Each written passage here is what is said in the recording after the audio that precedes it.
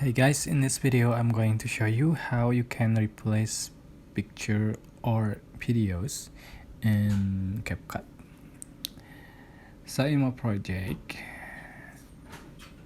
here I have added some photos here. So if you want to replace the element here, just tap on a clip that you want to replace, for example, and scroll to the right and select replace. So select the picture you want to add, like so. So it's very simple. It's basic, but I hope this tutorial was helpful for you.